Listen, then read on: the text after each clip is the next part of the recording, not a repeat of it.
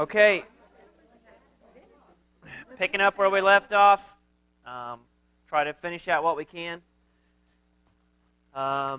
We've been talking a little bit about, we've talked a lot about acids and bases, but now I mentioned water, and water has the ability to be what's called amphoteric, which means it has the ability to be an acid or a base, depending upon the situation and what's next to it, what it's interacting with.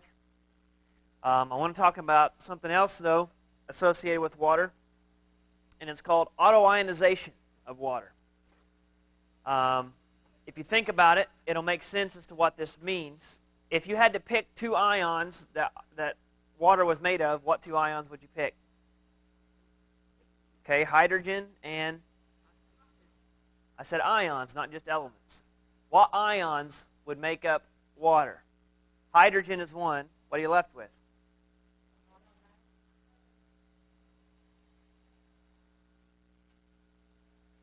What does a hydrogen ion look like? What's the charge? Okay, so you got H plus 1. What do you got left in a water molecule? And another hydrogen. What ion does that make? Hydroxide. Good. So if you have a hydrogen and a hydroxide together, you have a water molecule. So when I'm talking about autoionization, what you have is water molecules that actually autoionize themselves. In other words, they can separate out and form hydrogen and hydroxide ions in solution. Okay? Now this happens only just a tiny, tiny bit. If this, a solution of water, or I guess just even if it was pure, liquid water is technically, from a chemical perspective, a very, very, very weak, extremely dilute solution of hydrogen ions and hydroxide ions, because most of the molecules you're looking at are actually bound together as H2O molecules. However, every once in a while, a very, very extremely small amount of them are autoionized, and they separate out into ions. And then they usually join right back and form molecules again, and it's just over and over. Okay? And there's just a few of them at any given time that are autoionized. So water can be an extremely weak, pure water can be an extremely weak electrolyte, but it is a very bad electrolyte. The only reason that it has any electrolytic properties at all is because some of those water molecules actually have ionized at any given time.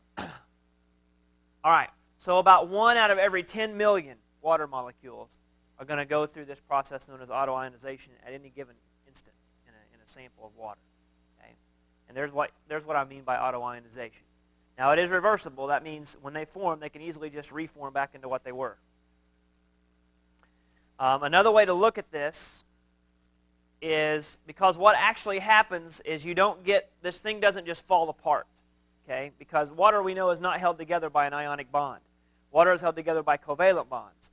So as easy as it is to want to look at this and see how there is a hydrogen and a hydroxide that could come together to make this, which is what happens when you mix an acid and a base together, but realize that since this is not an ionic compound, what technically happens is you get two water molecules next to each other.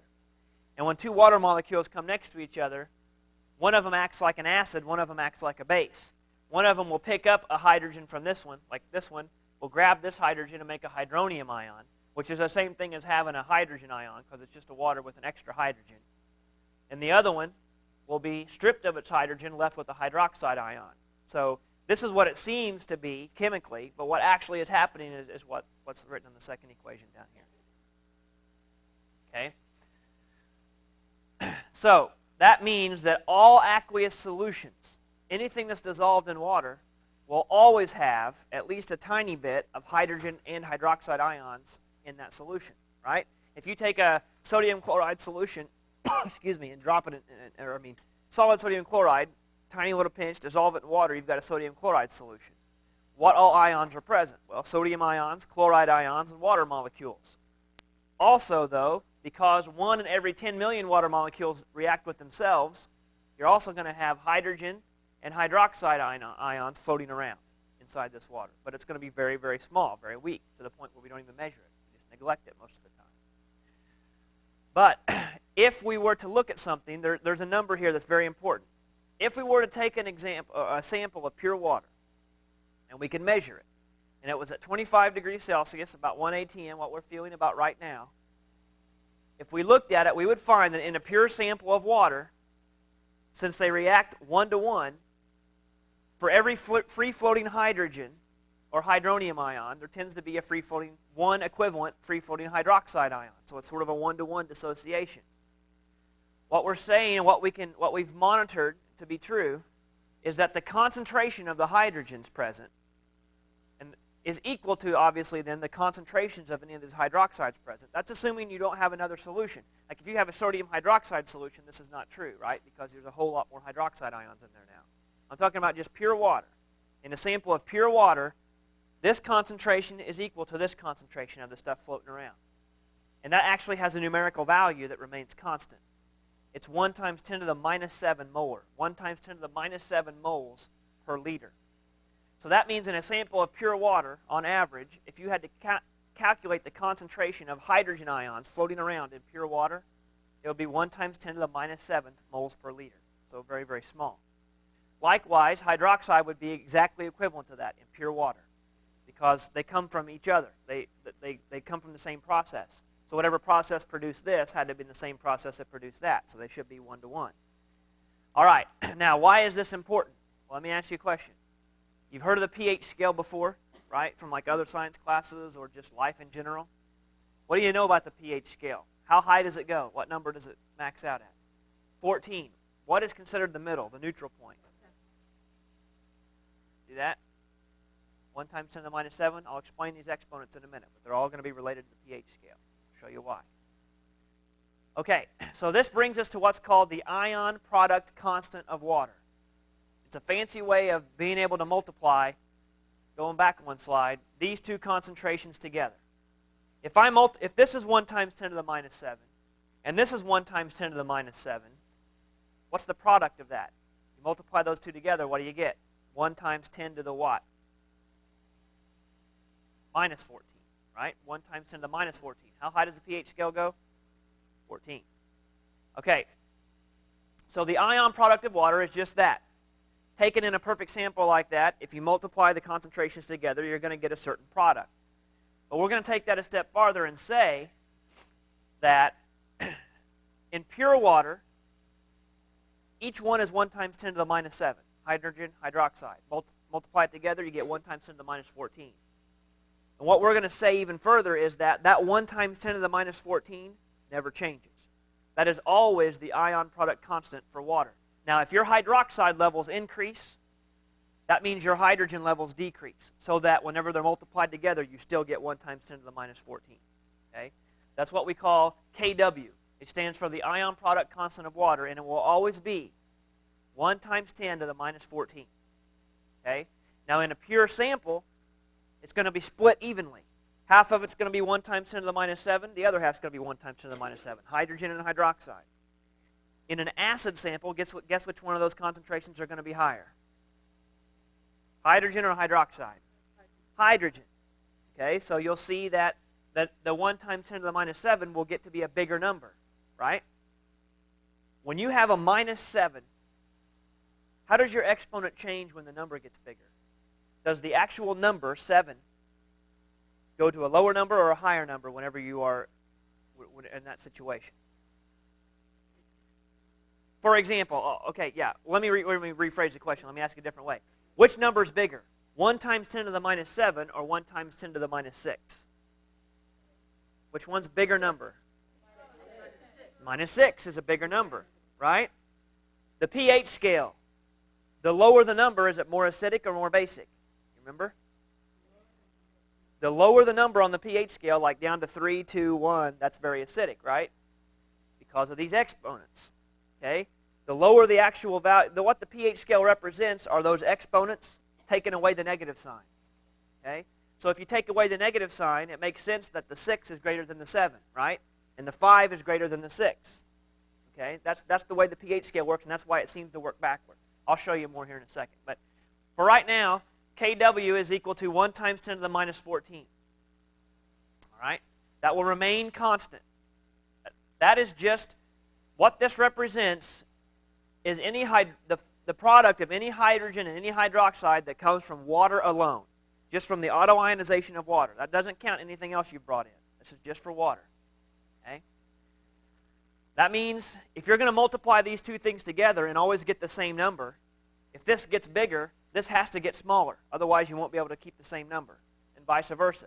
If this gets bigger, that would have to get smaller in order for you to maintain the same answer when you multiply them together. Okay? So that's what we're looking at here. That means these are inversely proportional. That means when one goes up, the other one has to go down. Okay? All right. So, now we're going to look at acidic and basic solutions in terms of number measurement. If you have a neutral solution, meaning what that means is you have an equivalent amount of hydrogen and hydroxide ions. They're balancing each other out. That's a neutral solution. So that means each one of those concentrations have to be 1 times 10 to the minus 7, right? Because when you multiply them together, you got to keep 1 times 10 to the minus 14. If you're going to have a neutral solution, this is going to be the concentration of your hydrogen and hydroxide due to water. Okay? Remember, neutral on the pH scale is 7, right? So there's why. So this is the reference to that. Okay. In an acidic solution, you would expect to have a higher amount of hydrogen present. That makes sense. So what would happen is this number, if you were looking at it and measuring it, would be something greater than 1 times 10 to the minus 7. So by default, what must be true is that whatever hydroxide is present must be less than 1 times 10 to the minus 7, right? Okay, in a basic solution, the opposite would be true. The hydrogen is going to be less than 1 times 10 to the minus 7. The hydroxide is going to have to be greater than that. Since it's a basic solution, that means hydroxide ions are present in greater amount. Okay, so this looks complicated, but it's not. Okay, because all you got to realize is that whenever you multiply these together, you have to keep your Kw, your ion product for water. It's got to be 1 times 10 to the minus 14. All right, so the question says determine the hydrogen concentration, hydrogen ion concentration, for a 0.00020 molar barium hydroxide solution, and determine whether the solution is acidic, basic, or neutral. Now you can look at the fact that it's barium hydroxide and say, well, it's a hydroxide, it's got to be basic. Okay? And if I would have had H2SO4, it would have been sulfuric acid, you could have said, well, that's acidic. But now I want quantitative data showing me why or how. That means you've got to show me numbers that prove that it's acidic or basic, not just general theory, because the general theory is based upon these numbers. So you've got to show me the numbers now. All right, if you have barium hydroxide and you put it in something and it falls apart, realize that this is what's happening, right? You've got a barium ion, and there's 2 hydroxide ions present that will separate out and go into with your water. Now what you got to realize is that already, before you put this barium hydroxide in, there was water present. There was a certain amount of hydrogen and a certain amount of hydroxide just due to the water. We're going to assume that it was neutral water when you started, and it's going to be 1 times 10 to the minus 7 of each of those. So when you put in the barium hydroxide, which one of those 2 levels are you affecting? Are you affecting the hydrogen levels, or are you affecting the hydroxide levels? This is an easy answer, right? You're obviously affecting the hydroxide levels. You're putting more of it in there. So you're tipping that balance, right? All right. So what we got to do is keep track of how much hydroxide we're putting in. Here we're putting in, we got 1 mole of barium hydroxide would give us 1 mole of barium ions, 2 moles of hydroxide ions when this falls apart. Okay? Therefore, to get my concentration of hydroxide, remember what I said, we've already talked about this. If I have this concentration of this solution, we're going to have the same, since this is one of these and 2 of those, I've got to double that, right? Double that concentration to tell me how many actual concentration of hydroxide ions I have. So that's why this 2 is right here. I'm going to double this concentration because this all fell apart. And in terms of hydroxide, there's my answer, right? 0.00040 molar. In other words, 4 times 10 to the minus 4 molar. That's my concentration of hydroxide ions that I've got in there now. All right, here's what I know to be true. I asked for the hydrogen ion concentration, even though I gave you the formula of the compound in question is a hydroxide ions. How are you going to get the hydrogen ions that formed in the water from the fact that you just added hydroxide ions? How does all that work? Well, it's this. Just remember that Kw has to equal Not only 1 times 10 to the minus 14, but what it represents is whatever that H is times the hydroxide, those concentrations. So that means that if I'm solving for this, I know this, and I know this. I just got to rearrange my variables. Okay? So what is the hydrogen concentration? It is whatever Kw is divided by the hydroxide when I pull that over here. So I've got 1 times 10 to the minus 14. I've got 4 times 10 to the minus 4 for my concentration there, and it's just a simple division problem. My answer is 2.5 times 10 to the minus 11. Let's compare. Why is this a basic solution? Okay? It says whether it's acidic, basic, or neutral. I'm telling you that it's basic. Now you follow my reasoning as to why. Look at the concentration of hydroxide ions. You see that? It's 4 times 10 to the minus 4. Is that more or less than 1 times 10 to the minus 7? What you want to look at is not this number, but the exponent. Which is bigger, a minus 4 or a minus 7? Minus 4. So this is bigger, right? What this means is you have more hydroxides present than what you would have in a neutral solution. Okay? Now let's look down here at the hydrogens. Minus 11. Is that more or less than what you would have in a neutral solution? Much less, right? So if you have more hydroxides than what you would have in a neutral solution, less hydrogens,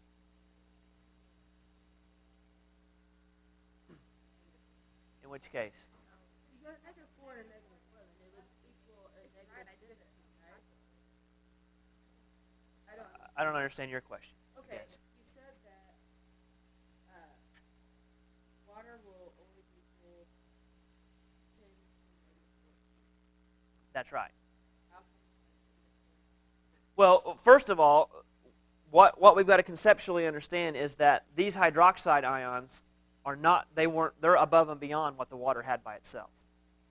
You're introducing hydroxide ions from an external source. Now, if we were looking at water itself, the autoionization of water, any hydrogen and any hydroxide, the product of those, if those ions came directly from the water molecules present, then they have to always be equal. They have to always equal that times 10 to the minus 14. I don't know if that answers your question, but I guess I don't.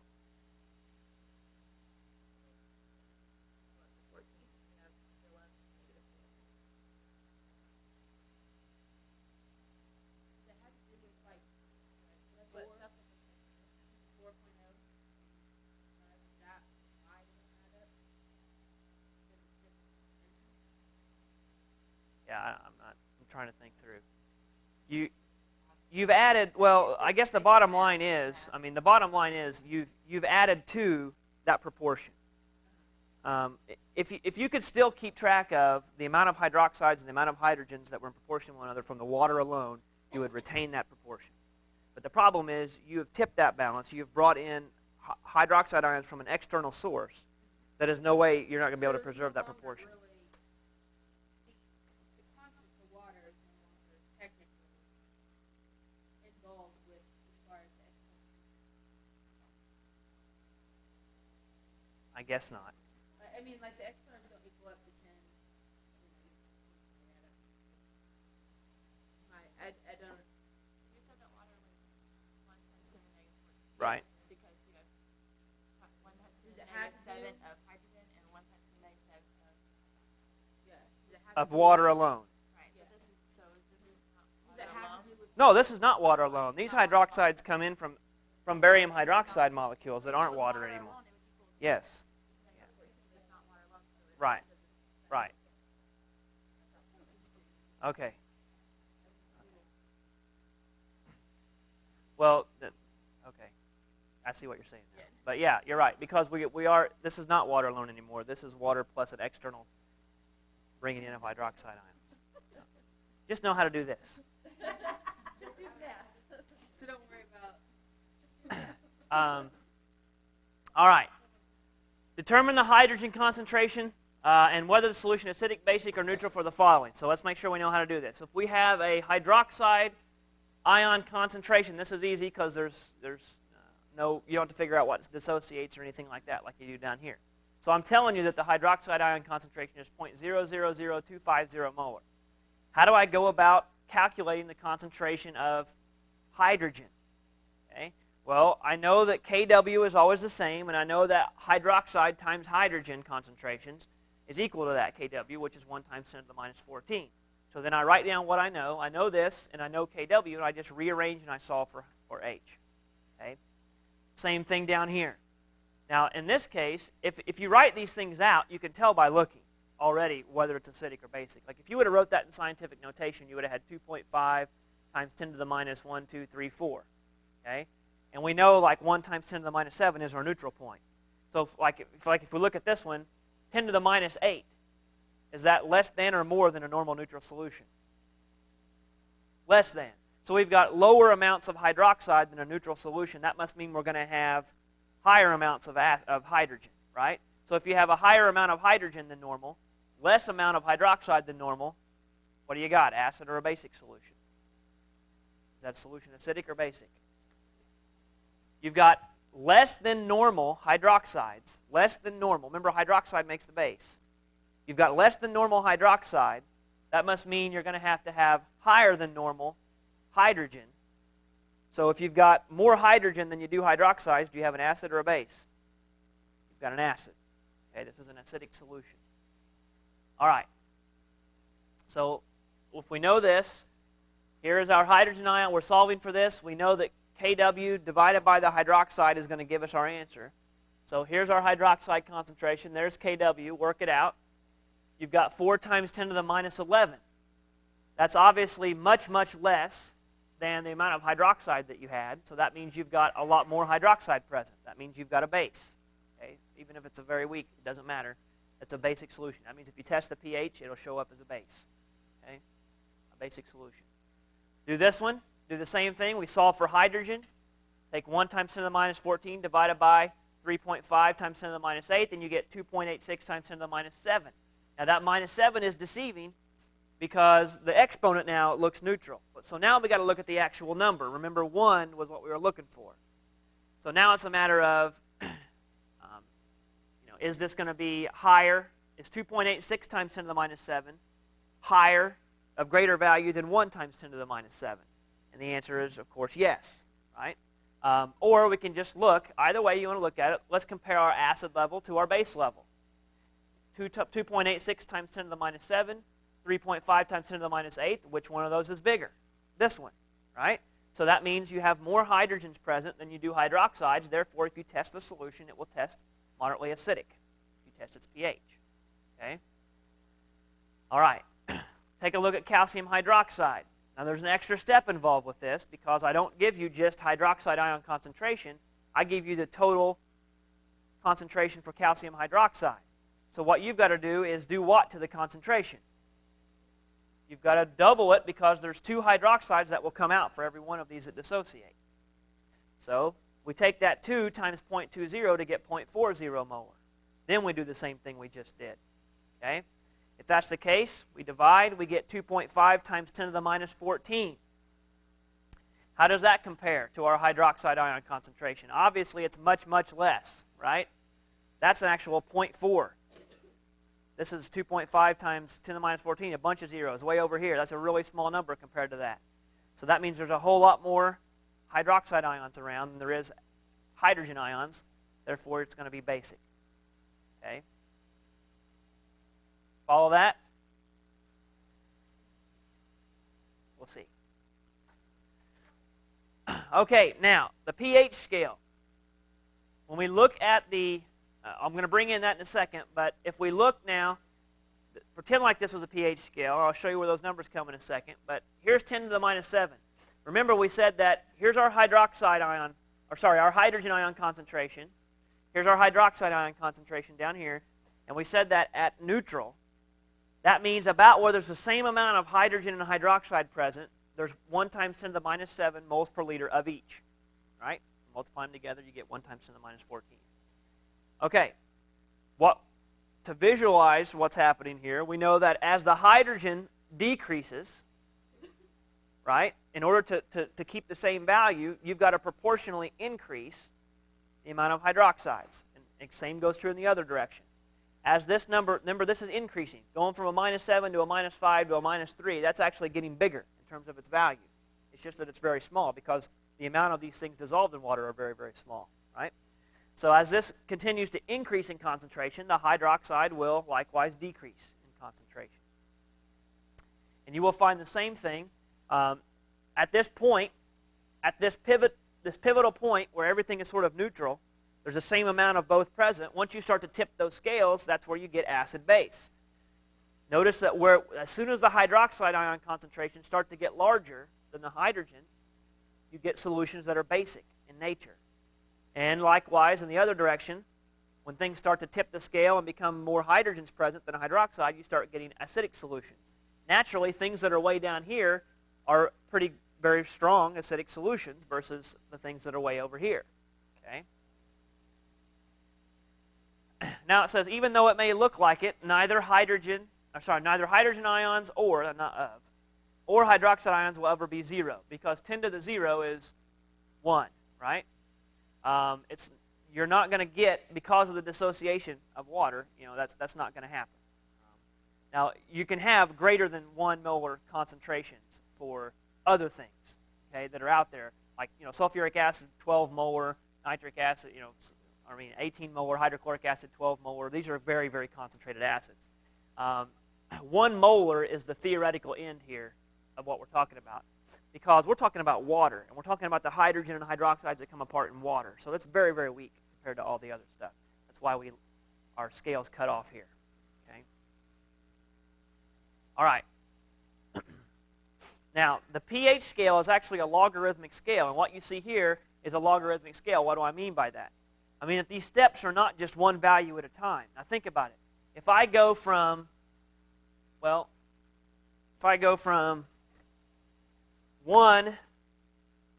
times 10 to the minus 2, how do I write that in decimal form?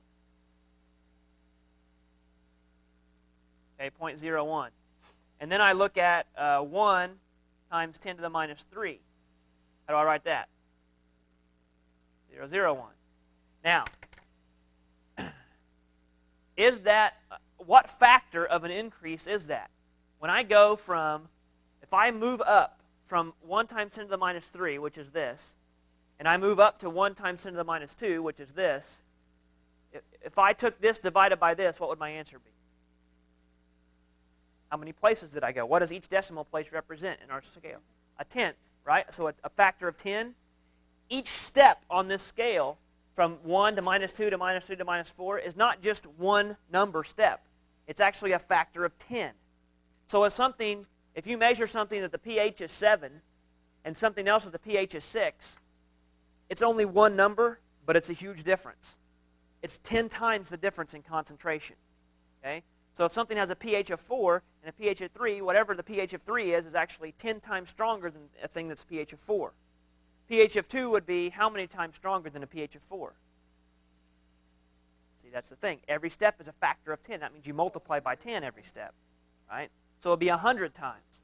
So it doesn't seem like a big difference between 2 and 4, because when you subtract them, you get the number 2. What does that mean? It's a logarithmic scale. There's huge jumps here. From 2 to 4 is actually a 100-fold increase. And then from 5 to 2 would be a 1,000-fold difference in terms of the concentration. A pH of 2 is 1,000 times more acidic than something with a pH of 5. So decibel numbers, 2.2 versus 2.1 in pH, it's a big difference, okay, in terms of concentration. So we're looking for narrow ranges here. All right, so we use pH a lot of times, especially in the biological world and the programs that you'll be in. Like if you're MLT, you test for the pH of whether it's urine, whether it's blood, whatever. If you're in respiratory, this is a big deal. I mean, respiratory pH, acid levels, that kind of stuff. It doesn't matter. This is a biologically very important situation. What does pH mean? We looked at how it's sort of calculated now, the numbers and the theory behind that is the negative sign, the concentrations, and how much hydrogen and hydroxide is present. But what does the P stand for in pH? Anybody know? In case you're on Jeopardy, you need to know.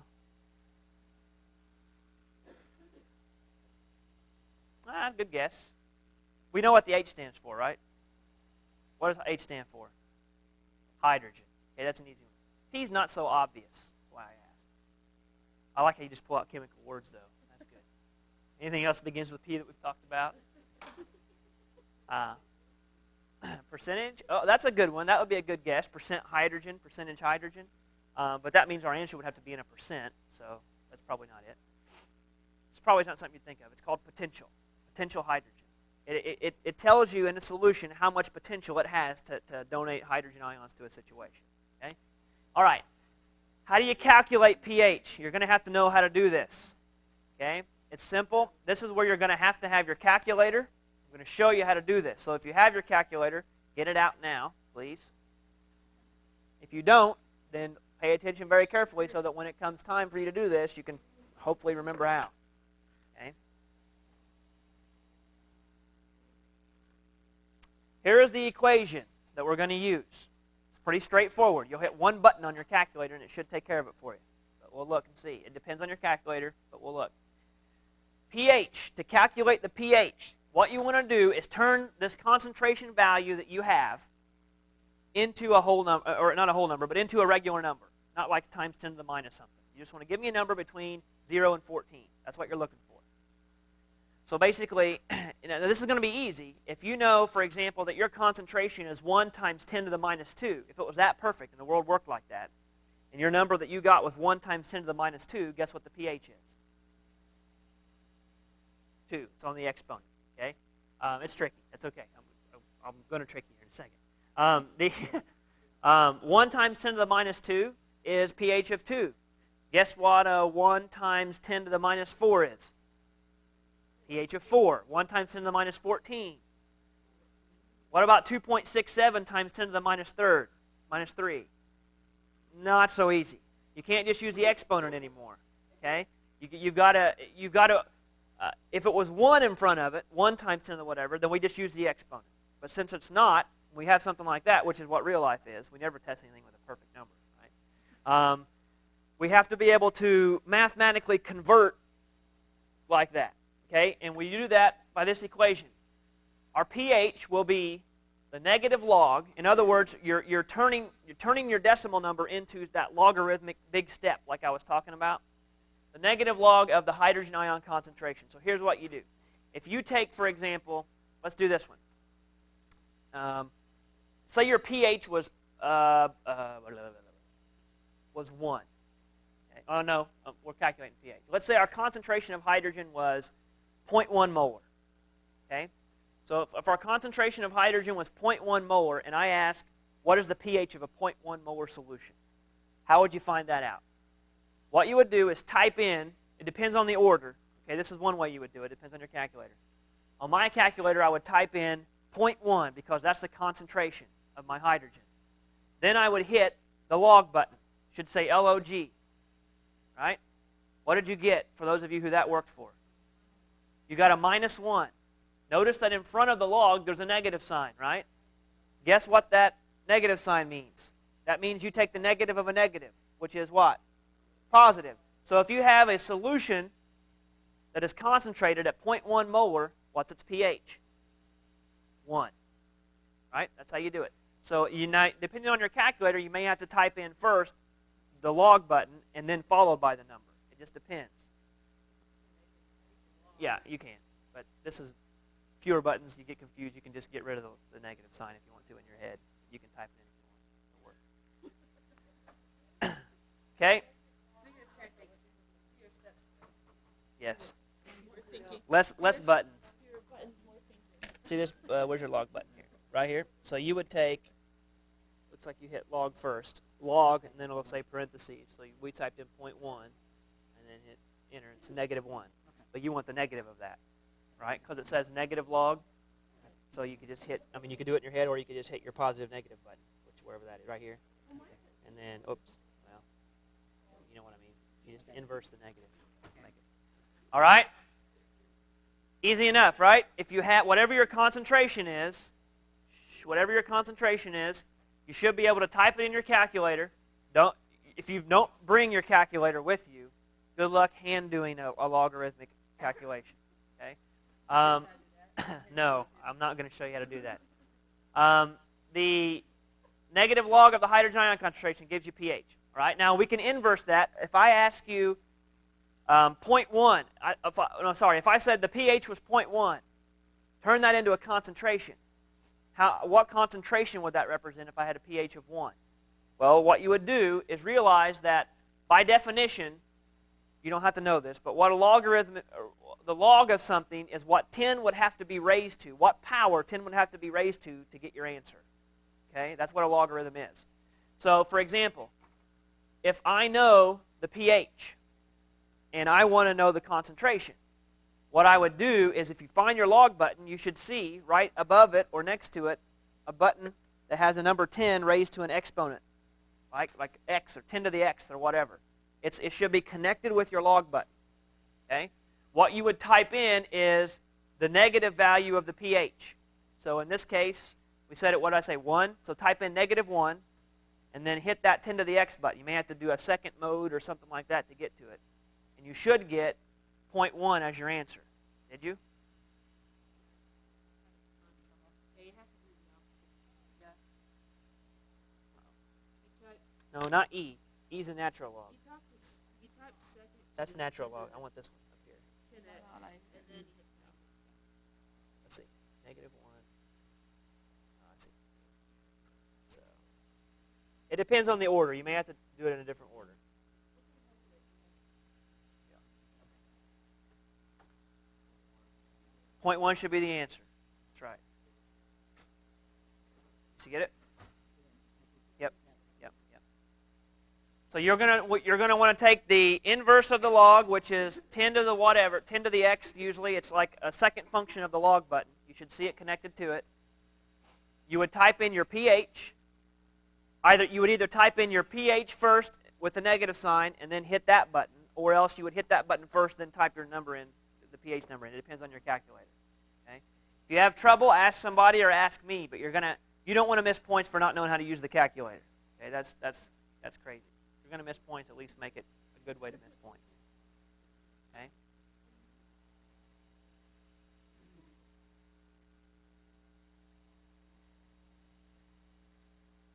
All right. Work on that outside. Stay with me here. I know. Stay with me. All right, the pH of water, we said. If the pH of water should be, right, what is the in pure water, what is the hydrogen ion concentration? We've already been through this. What is it? 1 times 10 to the minus 7. If it's 1 times 10 to the minus 7, what should the pH be of pure water? 7, and it is. That's why 7 is our midpoint on the pH scale. Okay?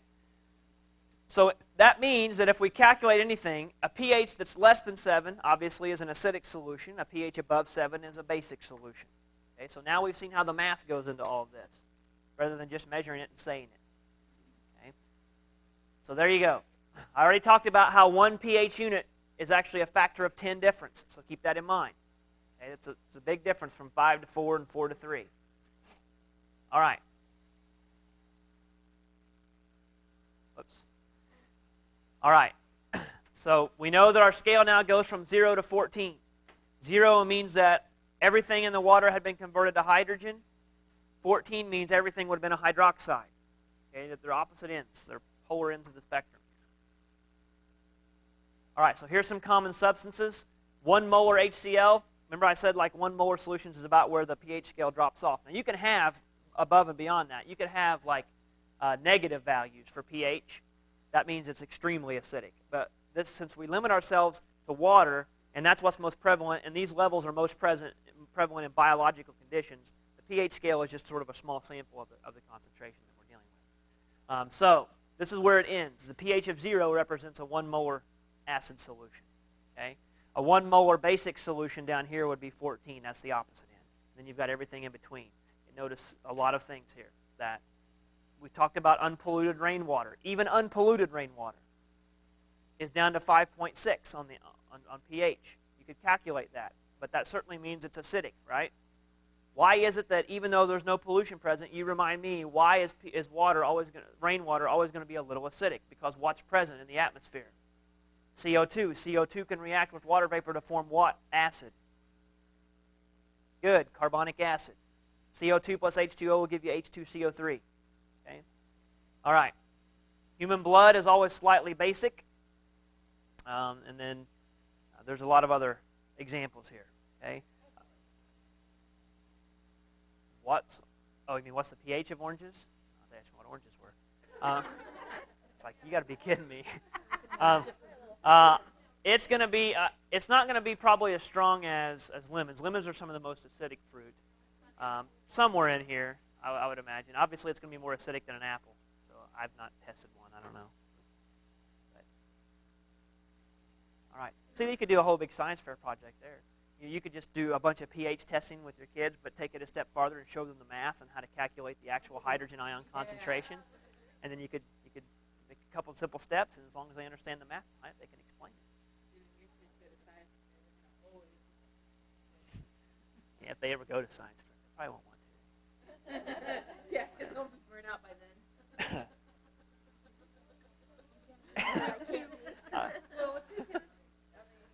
All right. Now, let's look at, I want to show you another roundabout way of doing this too, in case you're not given all the information that you need up front. Calculate the pH of a 0.0010 molar barium hydroxide solution and determine if it's acidic, basic, or neutral. Now, you can guess as to whether or not it's basic or acidic based upon the compound. Okay, but prove it. Show me the numbers. All right, here's what we know, right? We've been through this before. We know that there's going to be 2 hydroxides given off when this dissolves. All right, so that means my actual concentration of hydroxide ions is not going to be this, but instead it's going to be this. Okay? All right. Now, how do I calculate pH? Can I use... Okay, that's right, but I have to have H, right? I have to have the hydrogen ion concentration. Can I figure out the hydrogen ion concentration if I know the hydroxide ion concentration? Sure I can. I use KW. That's right. That's exactly what this problem is. Here, I want to know the pH of this solution. I'm not asking for the POH, which exists, but I want to know the pH. That means H. I got to know hydrogen concentration. I can figure it out if I know the hydroxide ion concentration. So I set it up accordingly. I know that KW divided by my basic concentration is going to give me the concentration of the acid. So there it is. Now all I do is, like you say, pH is equal to the negative log of whatever that number is. 2. Why is the 2 here? There's 2 hydroxides that fall off from this, right? So I have one of these guys present, but when it separates, I've actually got 2 hydroxides free floating around. So I've got to double that concentration. Okay? All right, so when I plug in the numbers and take a negative log of 5 times 10 to the minus 12, I get pH of 11.3.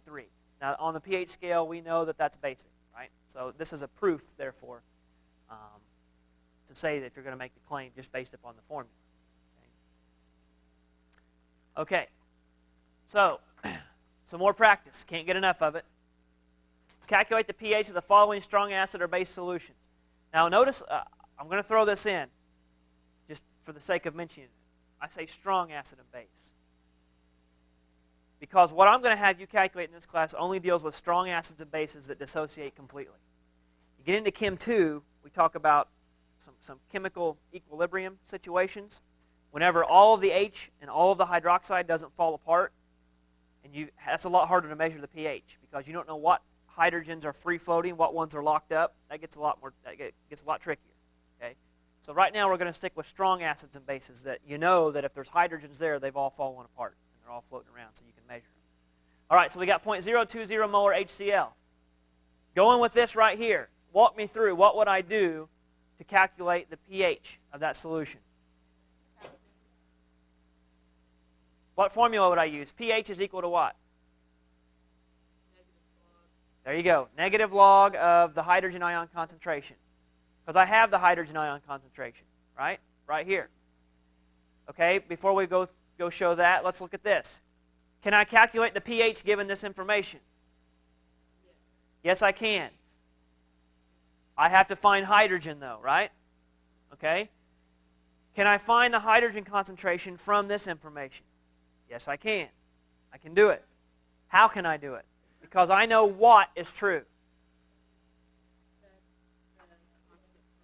I know that KW is always equal to 1 times 10 to the minus 14. So that means whatever concentration of hydroxide I have, times whatever the hydrogen would be, has to equal 1 times 10 to the minus 14, right? All right, so what is my concentration of hydroxide in this case? Is it 0.005? No, it's not. Why? because there's 2 hydroxides that fall off. So what do I got to do to this? I got to double it. So what happens when I double that? 0.01, and then whatever's after it. So 0.01 molar hydroxide is what I would use. And when I divide that, I would get an answer for my hydrogen ion concentration. Then I could use negative log of that. Okay? Down here, 0.25 molar. I don't need to do all of this. I've already got my hydrogen ion down here. And there's only one, right? So 0.25. Negative log of 0.25 will give me the answer that I'm looking for. So if we set it up, negative log of this number right here is 2.7. Okay? That's the pH of a 0.002 molar hydrochloric acid solution. That's about a little bit weaker than what you would find in your stomach. This is HCl is the acid that's found in our stomach that helps with digestion and breaking away connective tissue, protein degradation, and that kind of stuff. All right, what happens with this? Now we said that OH then would actually be 0.010 instead of 0.005 because there's 2 of them here that are going to fall apart. So that means to get my hydrogen from the hydroxide, I take 1 times 10 to the minus 14 divided by this number here.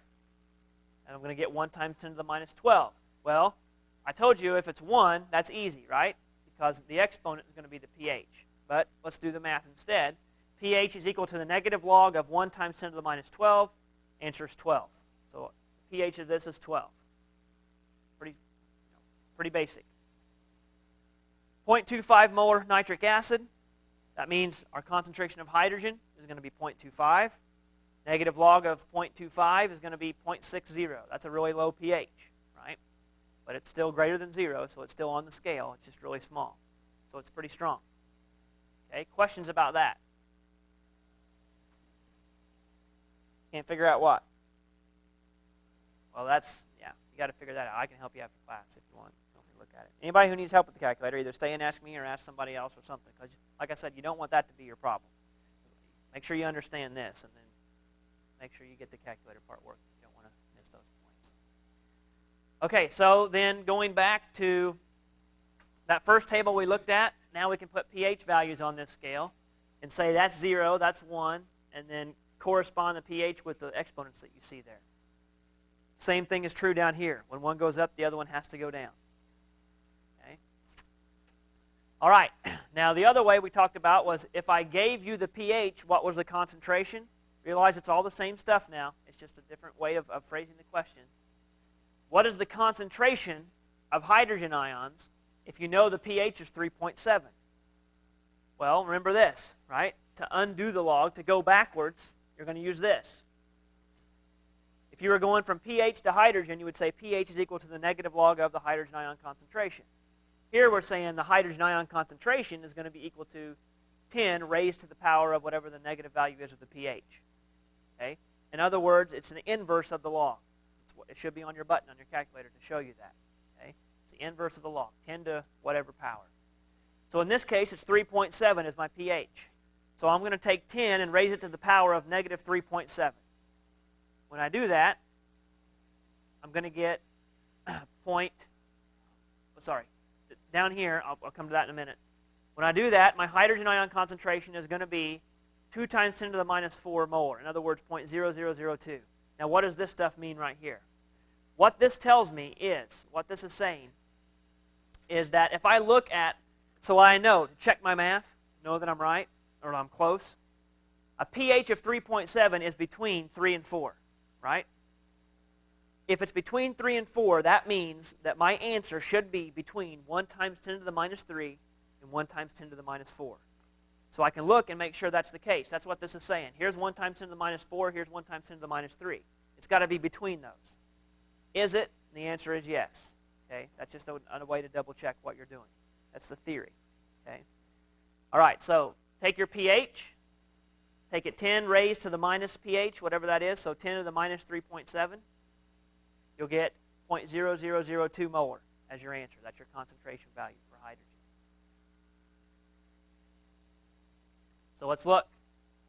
pH is 2.7. pH 12, pH 0.60. Simple. It's a matter of using your calculator, right? Setting the problems up easy. It's a matter of typing it in correctly. So to get the hydrogen ion concentration, take 10 to the minus 2.7. When you do, you'll get that. On this one, take 10 to the minus 12. You get this. That's an easy one because it was an easy number here. No decimals. On this one, 0.60 takes 10 to the minus 0.6 or 0.60, whatever. You get 0.25 molar. Okay? Be able to do these types of problems. Be able to hit your calculator buttons right. Guess what? The pH of something. I can't remember if I'm going to talk about it. Before I give this away, let me see something. All right, one thing that I don't have up here is that you can calculate. Let me go back one. Let me show you this, so pay attention.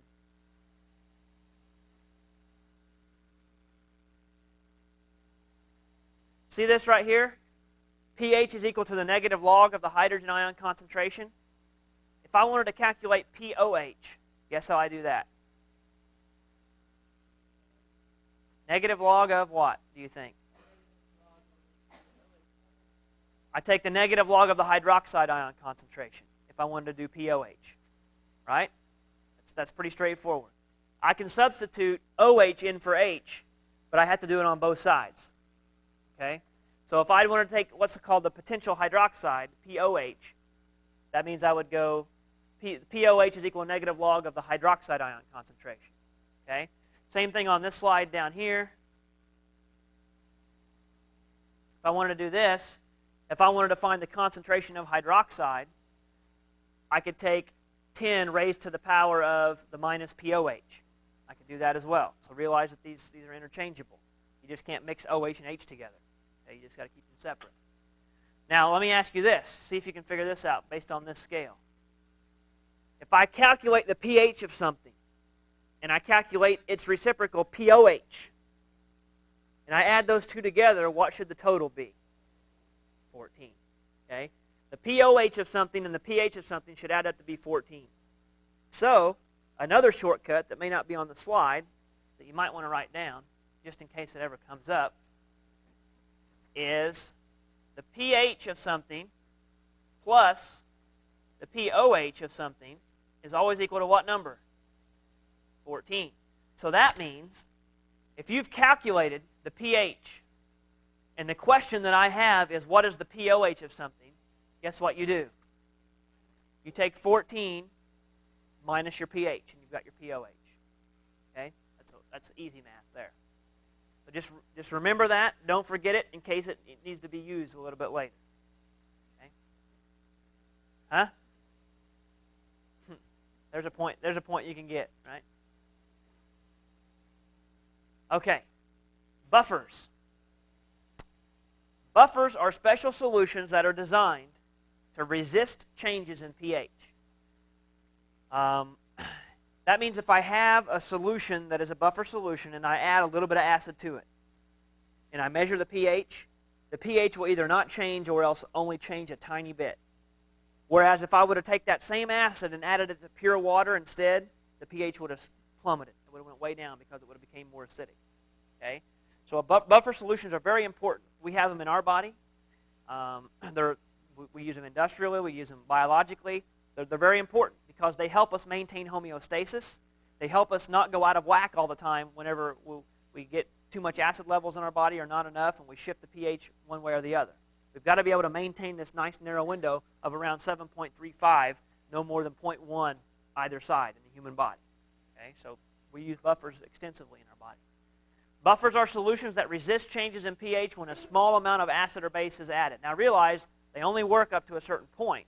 You can't dump in a big jug of hydrochloric acid and expect that buffer to handle it. It's going to become saturated to the point where it can't bond with anything else, and then whatever's left over is going to determine your pH. Okay? So only a little bit. And that's what we come in contact with our body, only a little bit at a time, unless you chug a big thing of Drano or something. So what they will do is there are ions present inside a buffer solution that, for example, if you add hydrogen, it'll latch onto that hydrogen and keep it from floating around, so it won't affect the pH. Or if you add hydroxide ions, there's ions in there that'll grab onto that hydroxide and latch onto it and keep it from floating around so that it doesn't affect the pH. Okay? So they're going to neutralize whatever it is you pour in there. And that's the way that a buffer is going to work. Now, how do you make a buffer? I want you to know these words. Okay, we've seen them before, but I want you to remember these together in this capacity. Buffers are made by mixing together two things: a weak acid and its conjugate base. Now, see if you can think about why. You don't want a strong acid to be your buffer, right? Because a strong acid means it's going to stay dissolved and it's going to release its hydrogen and it's never going to come back together. Likewise, you don't want a strong base. Strong base will do the same thing. It'll set in that solution, separate out into its ions, and stay that way. Now, you could use a weak base and its conjugate acid as well. But more commonly, you get this combination: a weak acid and its conjugate base. A weak acid is something like acetic acid, something that doesn't dissociate completely. But yet, you still have, see if I can get a picture. Hold on, come back. There we go. What you can have is a situation where, let's take this. This is acetic acid, okay? Notice that some of these, because it's a weak acid, some of these acid molecules stay intact. The hydrogen and the acetate ions stay together. However, some of them, by bringing in a weak base especially, okay, the conjugate base, well, let's look at this. Acetic acid. What is the conjugate base of acetic acid? That means what is left whenever the hydrogen ion leaves, right? And that could, in theory, accept hydrogen again, even though it probably doesn't. Acetate ions, okay? Hydrogen and acetate ions together make acetic acid, okay? The conjugate base of acetic acid is actually this, okay? This is acetic acid minus its hydrogen. In other words, you could put the hydrogen back on here if you wanted to. And that means it could theoretically accept that hydrogen. If so, then it's a base, if it can accept hydrogen. So we've got a weak acid and its conjugate base. But here's what you want to do. What you want to do is to make sure, if you have a weak acid, you're going to have more of this than you are of this right here. Okay? In the case of a weak acid, it's going to stay together a lot better than what it's going to fall apart. What you want to create is a situation where you've got some of it together and you've got some of it apart. But you want to be able to control that. And since you've got more of it together than what you do apart, what you're going to do is pour in something else that will bring in with it this conjugate base. Okay? For example, sodium acetate. It's a salt. If you take sodium acetate and pour it in here with acetic acid, what's important that you got sodium ions floating around, but who cares? They don't do anything. We know sodium stays dissolved. Okay? What's important here is that you have these floating around that are stuck together. Some of those have fallen apart, but not very many of them. Okay? You got a lot of these, and now you've put in a lot of these. Now, how does this work? What will happen if I add hydrogen? Guess what can happen if hydrogen ions come in? It'll connect to these guys, right? In so doing, it soaks up hydrogen out of the solution, locks it up anyway, so that it's not affecting the pH. Because pH is only going to be affected by the free hydrogens that are floating around. Okay? If I add a hydroxide ion to this solution, guess what can happen? That's right. It'll pull off this hydrogen and form what? Water, and leave behind this ion. So what we see in both of those cases is little or no change in the pH, right? Because we're controlling we're buffering the amount of free hydrogens and hydroxides that are being able to spread out in this solution. Now, obviously, there comes a point when you put enough hydrogens in or enough hydroxides in, these guys are all full, they can't work anymore. You're going to exceed what's called the buffering capacity of that solution. All right, now to go back then,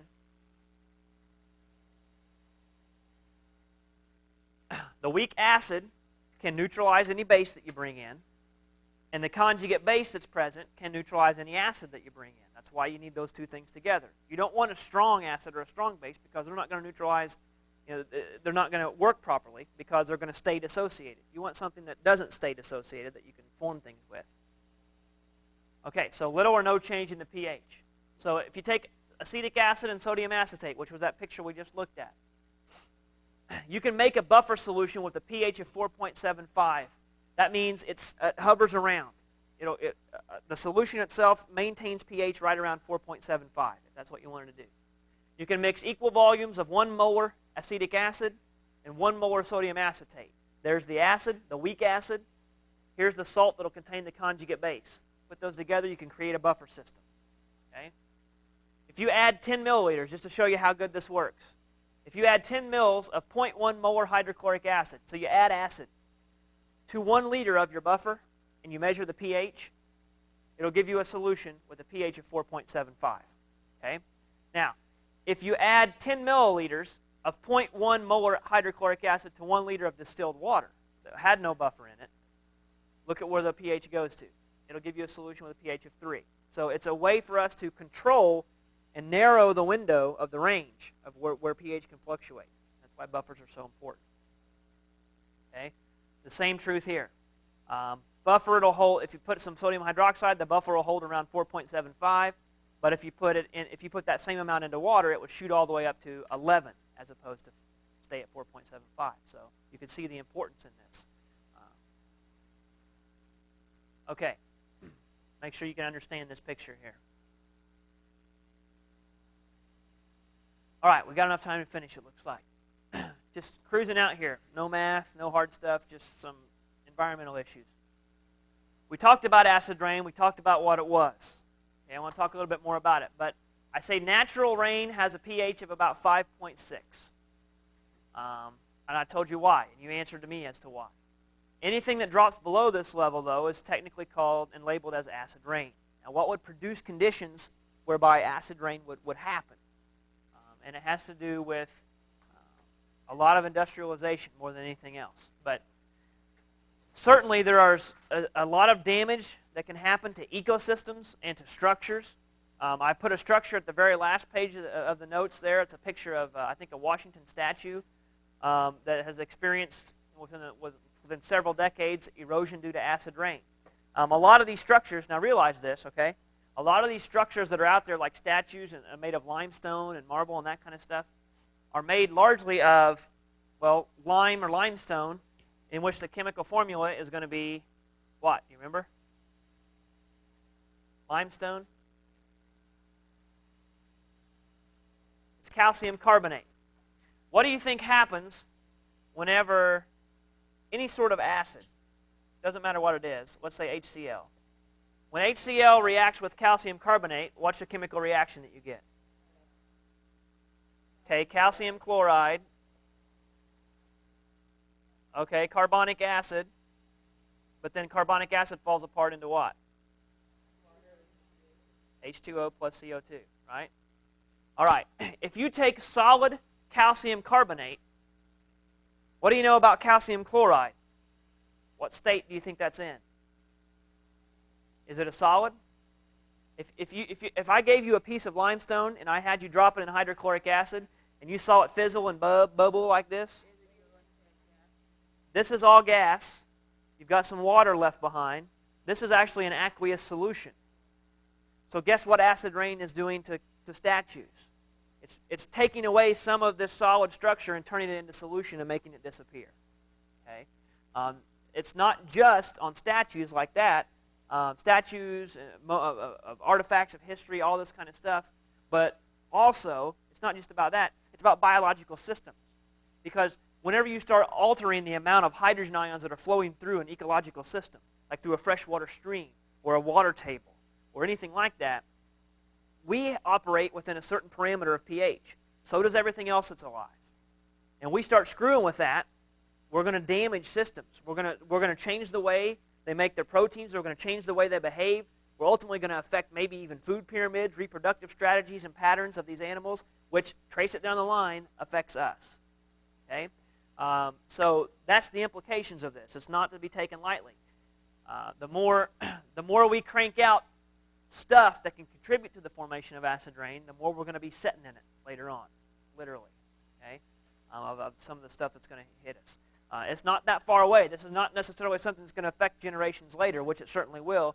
This is stuff, global warming, acid rain, this is stuff that could certainly affect us within our generation. We're already seeing the effects of some of this stuff.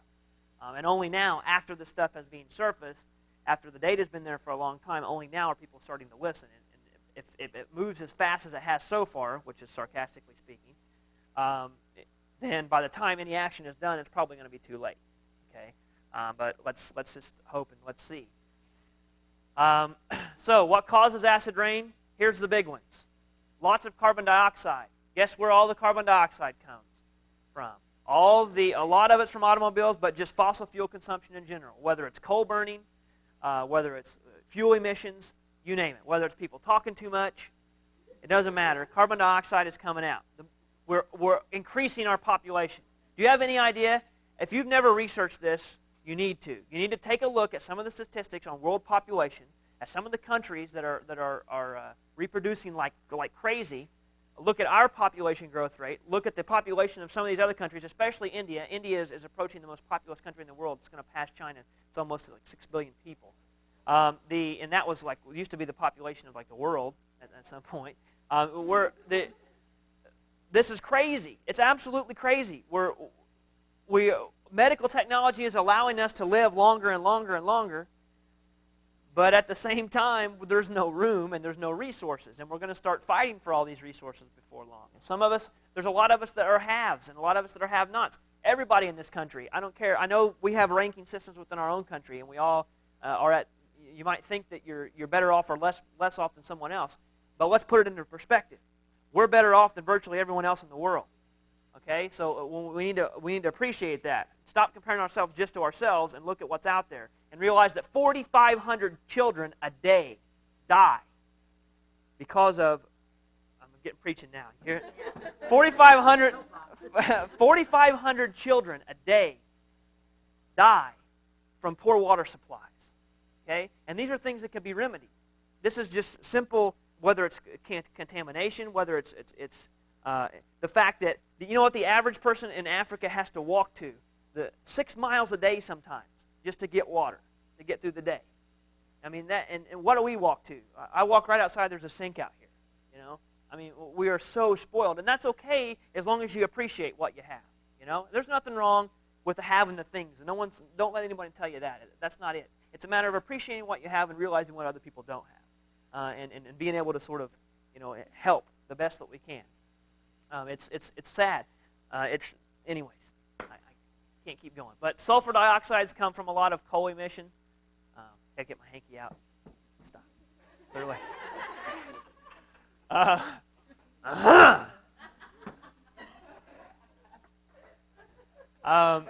So SO2. Can I get an amen from the back row?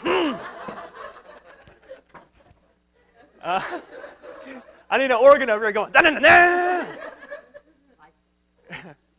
So the new light bulb, how much is that really good?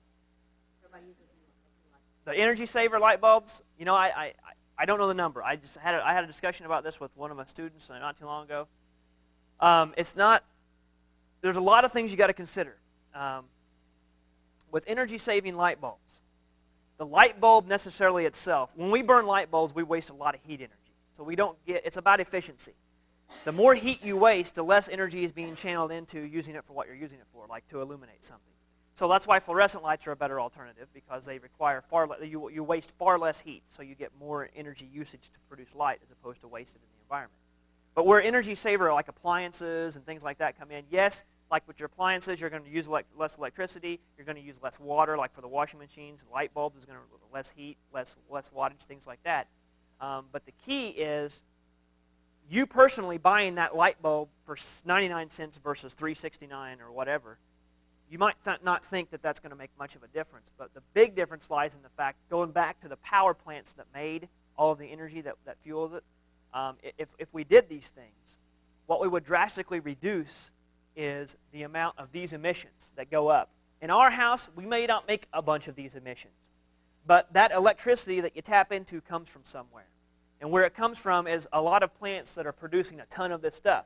So the more energy we waste, the more they have to keep cranking this out to feed demand. Okay?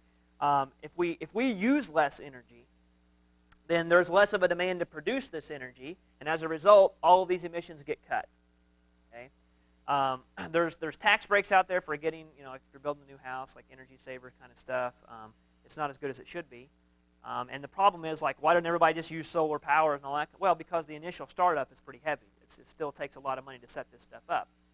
If they ever meet that common ground to where it's just as economically efficient to set that up, then you'll see everybody move that way. But the problem is now it's not just something easy. And recycling. I know it sounds tree-hugging for me to sit up here and talk about that, but think about it. You know, I challenge you. And when you start recycling, you will see that, you know, if you have a family and you've got, you know, 3, 4, 5 people living in your house, even if you got only a couple, or even if it's only you, I think you'll see a difference. But especially if you've got kids and that kind of stuff, you know, you'll go from, say you have 3 or 4 trash containers, 3 or 4 trash bags every week or whatever. I don't know what you have. Just say. I almost guarantee you that if you recycle, you're going to cut that down by 2/3. You're going to get down to like 1/3, okay, one bag a week. And then you're going to think about junk mail and all that stuff. You know how much energy is wasted and how much recycling can happen with junk mail. I know, like at our house, we've got 1 container for papers. We've got aluminum cans, steel cans, and plastic bottles. Okay, even if you just want to separate it to that minimum, you're going to reduce the amount of trash that you put in the landfill, and you're going to just reuse all this material. And it's not about, you're thinking, okay, so what? I throw a pop bottle in the trash. I throw a pop bottle in the recycling bin. Who gives a crap? I'm not going to save the world with my 20-ounce bottle of pop. Well, maybe not. But the point is, the more we are able to put that, we know from chemistry that all this energy is recycled. We know that energy is conserved. And things don't just disappear. They are put back somewhere. And if we can take all this material that can be reused and reuse it, okay, I think you'll be surprised at how much of an impact you can make once you start doing this. If you put it back in, then there's less of a need for all these plants and manufacturers to keep putting more of this out. Okay? We can't afford to keep putting more of this out. We just can't do it. Okay? But we'll learn. Let me finish up real quick. I just got a couple slides. Here's the equations that are going to contribute to this acid rain. Okay? I told you about man-made is the big one. Natural, we've got a lot of bacteria can contribute to this, but so can volcanic eruptions and all that kind of stuff. Weather patterns are going to come into effect. I told you before, what we're doing here, I used to have an ecology professor that used to say, he went to school at Purdue, and they used to make fun of people down in Terre Haute because they always say, make sure you flush your toilet because Terre Haute needs the water. What we do does not just affect our area, okay? It trickles down and affects other places. Look at this. Here's our map, okay? Notice our rain levels are almost 10 times past what normal rain levels would be in terms of concentration. Say about 4.6 around this, or down around somewhere close to us, closer here, 4.7 we'll say. That's almost 10 times more than normal acid concentration. We're in an industrial area, especially up around here. You're going to find that this is a pretty heavily industrialized area. And what's going to happen, and what you're going to see, though, is wind patterns and wind currents that sort of spiral this around, take it out this way. These people out here just get this way mostly because of what's happening, especially in this area right here. But this will travel across the ocean. It'll travel all the way to Europe. We can affect the entire world with the consequences of the actions that we take. Okay? So flip through those. Those are just blown up shots. Real quick, go through here. I told this already. Talked about that and there. Okay, so that was about 1935 was this picture when this was taken. So within, what is that, 70 years or so? Look at the difference. Okay, well, this was even less than that. That was only 60 years. Look how much of a difference that made. Okay, so, all right, tomorrow